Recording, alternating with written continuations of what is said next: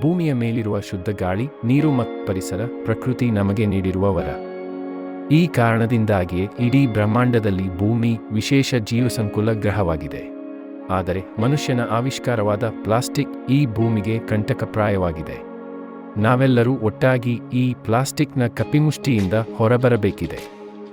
ಅದಕ್ಕಾಗಿ ನಮ್ಮ ದಿನನಿತ್ಯದ ಜೀವನದಲ್ಲಿ ಪರಿಸರ ಸ್ನೇಹಿ ಸಾವಯವ ಪದಾರ್ಥಗಳನ್ನು ಪ್ಲಾಸ್ಟಿಕ್ನ ಬದಲಾಗಿ ಉಪಯೋಗಿಸಬೇಕಿದೆ.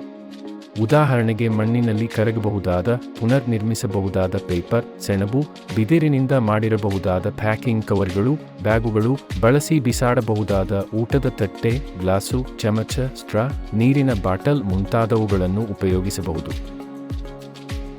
ಗಾಜಿನ ಮತ್ತು ಲೋಹದ ಪದಾರ್ಥಗಳನ್ನು ಪ್ಲಾಸ್ಟಿಕ್ನ ಬದಲಾಗಿ ಉಪಯೋಗಿಸಬೇಕಾಗಿದೆ. ಈ ರೀತಿ ಪರಿಸರ ಸ್ನೇಹಿ, ಪುನರ್ಬಳಸಬಹುದಾದ, ರಾಸಾಯನಿಕ ಮುಕ್ತ, ಮಣ್ಣಿನಲ್ಲಿ ಸುಲಭವಾಗಿ ಕರಗಬಹುದಾದ ಪದಾರ್ಥಗಳನ್ನು ಪ್ಲಾಸ್ಟಿಕ್ ಬದಲಾಗಿ ಬಳಸಿ ನಮ್ಮ ಪರಿಸರವನ್ನು ಪ್ಲಾಸ್ಟಿಕ್ ಮುಕ್ತವಾಗಿಸೋಣ. ಈಗಾಗಲೇ ಭಾರತ ಸೇರಿದಂತೆ ಅನೇಕ ದೇಶಗಳಲ್ಲಿ ಪ್ಲಾಸ್ಟಿಕ್ ನಿರ್ಬಂಧದ ಕಾನೂನುಗಳನ್ನು ಜಾರಿಗೆ ತರಲಾಗಿದೆ. ಈ ಕಾನೂನುಗಳನ್ನು ಪಾಲಿಸುತ್ತಾ ನಮ್ಮ ನೆಲ, ಜಲ ಮತ್ತು ಜೀವನವನ್ನು ಕಾಪಾಡಿಕೊಳ್ಳೋಣ.